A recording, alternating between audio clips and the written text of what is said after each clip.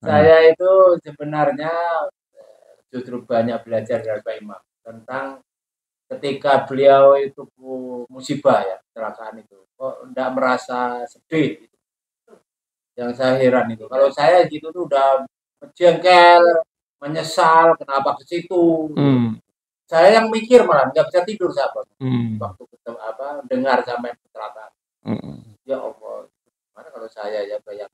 Karena saya pernah juga, saya pernah turun tangga kemudian keseleo, dan itu besoknya mau ke Filipina.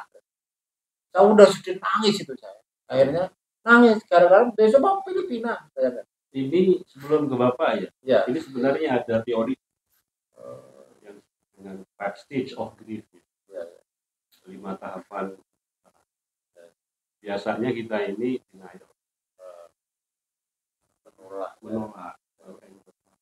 Marah. Sampai kemudian tahap kelima accept. Ya. Kayaknya beliau itu sejak di tahapan berapa udah accept. Iya. Nah ini penting ini. Ini teori dari ini kan. 5 stage of grief, banyak kita marah. Betul. Bahkan marah sama yang Tuhan gitu. Paling musibah di sini. Dan beliau dengan apa tadi sama oleh Pak Habib sejak di tahapan pertama. Ya. Accept. Dan ketika saya konsultasi dengan Pak Tommy, Pak Tommy, saya ini besok mau ke Filipina, mau ke Manila. Tapi sekarang saya jatuh. Ini Pak Habib. Dia suntik, tidak tahu suntik apa. Nah, suntik waras. Malamnya waras, paginya 4 hari. Tapi dia bilang gini pesan, tapi setelah dari Filipina nanti sakit lagi loh ya. Iya siap, pokoknya saya harus ke Filipina ini. Itu selama 4 hari di sana apa-apa aja. Tidak sakit. Baru pulangnya baru sakit lagi. Dikasih obat. Ya bisa jadi kan. Tetapi paling enggak pikiran-pikiran Prof Imam ini kan luar biasa. Misalkan sakit tidak merasa sakit. Saya opname 2 hari aja rasanya nggak enak. Terus begini. Kalau Mas Samsul tadi bicara ada tahap-tahap untuk menghadapi musibah, rasa sedih, rasa sakit. Di Quran itu jelas banget, Mas. Oh gitu ya. Ada. Di Quran itu di surat Al-A'raf ya 43 itu katakan bahwa wanaza nama bisudurihim min ghilin. Aku cabut apa yang ada di dalam dadamu itu. Penyakit hati itu loh. Kan fi qulubihim maradun. Fakui qulubihim maradun. Fazadahumullahu maradun. Itu di dalam hati ada penyakit. Nah, penyakit itu tidak ada orang yang bisa menyembuhkan, termasuk dirinya sendiri. Yang bisa mencabut itu adalah Allah dan Rasul, Mas Habib. Tapi mereka yang dicabut itu ketika dia mau ke rumah. Yang saya katakan rumah ruhani tadi. Makanya nyabutnya itu, makanya dikatakan di situ di mana nyabutnya? Dikatakan tajri min tahtihimul anhar. Di tempat yang di bawahnya mengalir sungai. Di Masjidil Haram itu di bawahnya kan ada sungai.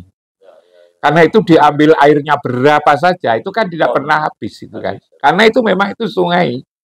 Nah, hati kita itu, penyakit hati kita itu dicabut ketika kita itu berada di situ. Tentu ketika kita dalam sholat. Sholat itu bisa sholat 5 waktu atau sholat dalam keadaan ingat. Kan gitu kan? Ingat tempat itu. Karena itulah dikatakan di dalam Al-Quran itu inna sholata tanha anil fasya wal munkar. Karena apa? Ketika orang sholat itu, penyakit hatinya itu dicabut. Dan kalau kita sudah merasa di sana, kan tadi kita katakan damai. Inna ahlasnahum bi kholisatin dikrodar. Wa innahum indana laminal mustofainal ahyar. Kalau hati itu damai, hati itu tenang, hati itu tidak tidak merasa sedih, tidak merasa Mas Habib ya, galau gitu kan, maka kan berpengaruh kepada tubuh. Tubuh kita lalu tubuh kita menjadi sehat karena lalu tidak ada problem yang harus kita hadapi, ketegangan menjadi hilang, sehingga darah itu juga bisa mengalir kan secara normal kan gitu kan. Makanya itu memang kuncinya itu baitullah itu Mas Habib. Sama dengan dulu saya kan pernah menulis ya tiap pagi sampai saya dapat muri. Karena banyak Itu saya setiap pagi menulis tanpa henti, itu kan 9 tahun lebih, Mas Habib. Makalah saya itu kan 4.600 judul, makalah pendek yang selama 3 9 halaman, tahun. 4 halaman selama 9 tahun itu. Sebab kadang-kadang pagi nulis, saya sore juga nulis. Itu masih terdokumen, kalau di print, yang print outan itu kan saya tidak kuat. Membawa sendiri kan udah tidak kuat itu. Tebalnya. Tebal saya 10 itu kan. Iya, Tebal banget itu. Orang kan bertanya, di mana itu dapat ide? Kadang-kadang orang membuat skripsi, membuat tesis, itu kan membuat judul aja kadang-kadang seminggu belum dapat. Saya tiap pagi dapat. Lalu kemudian orang kan bertanya, gimana cara mencari judul? Kan itu. Saya bilang, di rumah itulah apa namanya, banyak inspirasi ya. hudan lil alamin. Oh, Fi inna awwala baiti wudi alinasi lalladzi bi Bakkata mubarakan wa hudan lil alamin. Disitulah namanya ada Ibrahim, di situ Ismail, disitulah Siti Hajar, disitulah Muhammad Rasulullah Shallallahu Alaihi Wasallam. di rumah. Itu rumah itu orang-orang kekasih Allah itu kalau kita datang ke situ kita ingat kekasih Allah yang seperti itu. Kan tidak pernah kita pikirkan. Tadi Prof. Samsul katakan orang haji itu apa ngerti, gitu kan? Ya bisa jadi tidak ngerti karena tidak ada yang menjelaskan. Nggak ngerti. Makanya itu ya hal-hal seperti ini itu kan yang tidak ngerti kan bukan jamaahnya, Mas Habib. Iya, iya.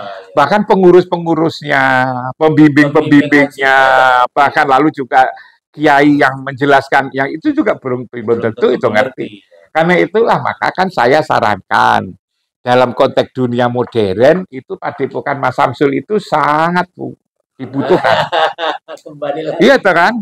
Nanti misalnya Mas Samsul ketika misalnya malam apa ya, undang. Misalnya sini Bu Samsul ada ini sudah kopi, kita ngopi aja lah ke rumah kan itu kan. Misalnya rektor Unisma, rektor UMM, rektor UPI, rektor UM gitu kan. Rektor Unmer kan usianya kan di bawah juniornya Mas Samsul. Ayo ke rumah ngopi gitu kan. Lalu kemudian di sini kita ngomong bersama. Iya kan? Iya kan? Bukan junior tidak junior, saya kira di Malang ini yang bukunya paling banyak ya Mas Samsul kan. Yang bukunya paling banyak itu coba kalau tidak percaya sekarang di lomba sajalah. Yang punya perpustakaan, yang bukunya paling banyak, saya kira Mas Samsul ini. Tapi sebetulnya dari sisi keilmuan sebetulnya sudah luar biasa. Lain-lain dari sisi bacaannya aja. Coba kafe lihat itu buku kafe ada sampai ada itu ada 3 atau 4 itu kayak begitu dan itu dibaca coba. Itu kan menggambarkan orang yang mencintai buku. Dalam hal mencintai buku kan itu kan. Mas Hanus kan sudah sangat senior. Dan ketika kita senior kan harus kita bagi-bagi kepada banyak orang. Gitu kan? Lah untuk apa kalau tidak kita bagi-bagi? Masa ilmu itu untuk dirinya sendiri? Dan kalau saya pulang dari sini gitu kan, sebetulnya Pak Malik kan ya, Mas Samsul ya. Pak Malik itu kan punya buku. Waktu di Pandian itu. Itu saya beritahu Pak Malik itu, ketika Pak Malik pulang dari Amerika kan tidak ada bukunya itu.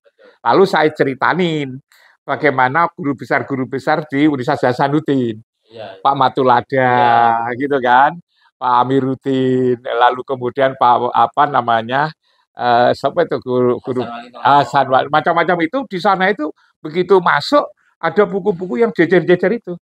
Iya ya Dek, gitu Pak Malik. Terus membuat itu, aku tidak banyak, akhirnya jadi banyak itu. Termasuk di Jakarta, di Tebet juga dibuat. Begitu masuk ada buku. Itu dulu begitu ceritanya itu sebetulnya. Tahun 80. Tahun 80 di Pandian itu. Nah, otomatis kalau Mas Samsul tadi ngaku bahwa aku niru Pak Malik, kan harus ada orang-orang yang meniru Mas Samsul kan gitu kan. Orang itu kan dari generasi ke generasi. Iya kan? Harus ada follower gitu kan. Kalau saya misalnya follower dari sisi apa namanya konsistensi dalam menulis, gitu kan. Setiap pagi. Saya kira tidak banyak ya Mas Habib yang bisa menulis setiap pagi ba'da subuh, baik di rumah, di luar rumah, bahkan di pesawat. Itu kan. Saya di pesawat nulis. Kalau saya misalnya pergi ke Amerika Latin itu Mas Habib kan 36 jam. Kalau pergi ke Eropa itu kan 18 jam. Rusia itu kan 14 jam. Kan otomatis ngelewati malam. Nah, malam saya kan ya nulis waktu kan saya konsisten kayak itu sampai saya punya tulisan apa namanya yang sekian. Nah, saya tidak malu-malu mengatakan bahwa tidak banyak di Malang ini yang orang setiap pagi menulis ya makalah sampai 9 tahun. Makalah saya itu yang rutin, yang 3-4 halaman itu sampai ada 4.600 judul coba Mas Habib.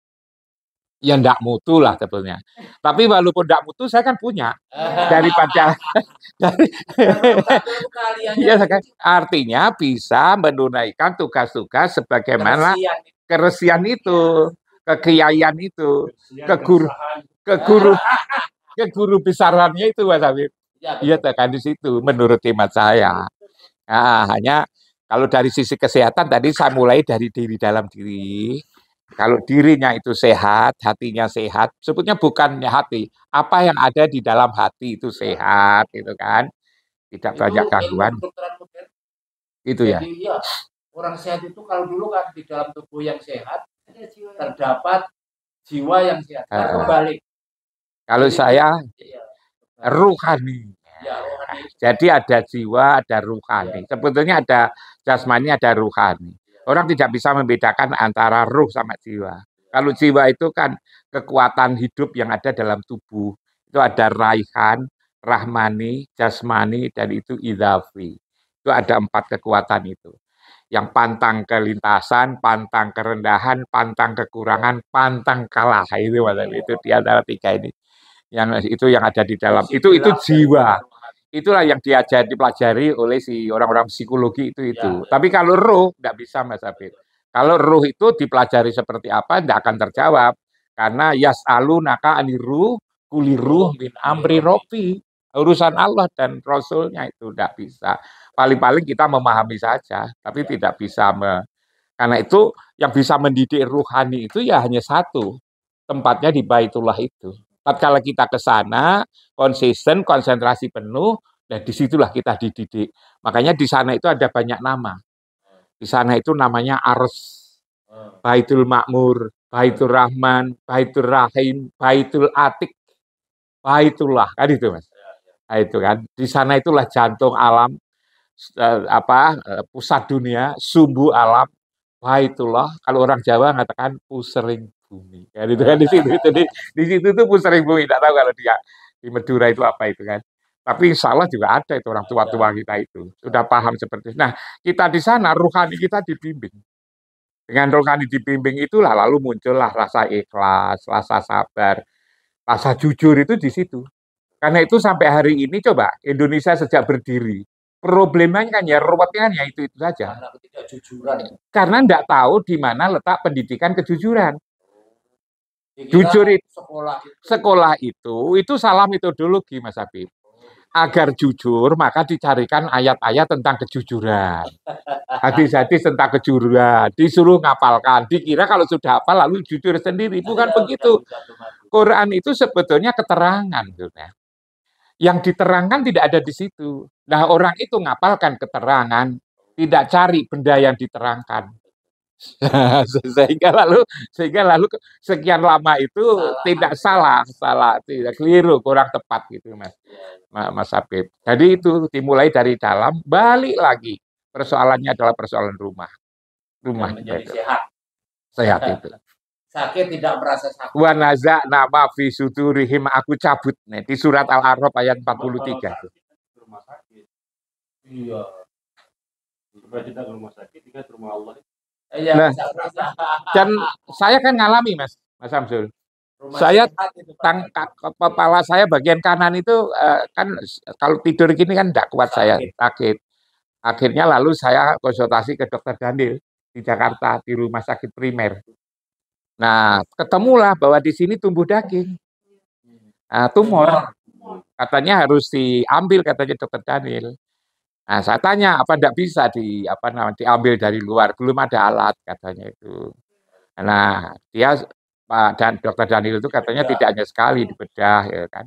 Tapi ada enggak jaminan sembuh? Ya enggak ada yang jamin sembuh gitu kan. Lalu apa? Saya diajak aja untuk datang ke merasa berada di sana, memohon gitu kan. Itu ternyata sembuh. Setelah dilihat lagi sudah enggak ada itu. Daging itu sudah enggak. Padahal itu dari hasil MRI coba. Ya, Kalau sudah MRI itu siapa yang tidak percaya? Scan di 30 menit itu kan di situ tuh. Itu ketahuan di situ malah saya itu. Dan hilang sampai sekarang. Hilang sampai sekarang tidak ada lagi. Hanya lalu saya diingatkan oleh teman saya, Dokter Zainal namanya itu di Jakarta. Mas Imam, itu kasuistik ya. Jadi itu minta sendiri dan tidak semua orang mampu untuk itu. Jadi jangan dijadikan sebagai sebuah kesimpulan umum semua orang begitu. Itu mirip teorinya Prof. Abdurrahman dari UIN. Jadi orang tagih narkoba itu solusinya sholat tahajud, sembuh. Soleh. Saya pernah dilatih supaya tenang hidupnya, sholat tahajud dan bisa. Sholat tahajud itu akan menjadi lebih cepat lagi kalau ketika sholat merasa di rumah itu. Ya. Sama dengan ini Mas Abdul, di sini ini sampai ngajak kontemplasi gitu kan. Tubuhnya di sini, tapi hatinya ada di Masjidil Haram, di tengah-tengah itu. Jadi intinya kalau tubuhnya ada di mana-mana boleh. Ya, bisa. Di rumah, di masjid, sama itikaf itu Mas. Itikaf itu bisa di mana-mana, di masjid manapun. Ya, tapi ingatannya, ruhaninya harus merasa di situ. Dan itu sehat. Hanya orang lalu bisa mengatakan, kalau gitu kan enak-enaknya aja orang yang di Mekah sana itu, yang dekat dengan Masjidil Haram. Belum tentu. Padahal banyak yang nggak sana. Orang yang di sana tapi tidak tahu tentang ini. Sehingga ketika di sana pikirannya, ingatannya tidak di sana, ingatannya malah di sini. Orang di sini ini sebelum berangkat haji kan itu kan, ingatannya di sana. Ingatannya bukan sadar bahwa rumah rohani di sana, pokoknya kepingin di sana. Tapi setelah 2-3 hari di sana, ingatannya malah di rumah sini. ingat cucunya, ingat anaknya, kan begitu. Ingat rumahnya. Ketika di sana, ingat sini malah. Itu kan begitu. Tidak gampang. Mudah-mudahan tidak begitu. Banyak jamaah kita.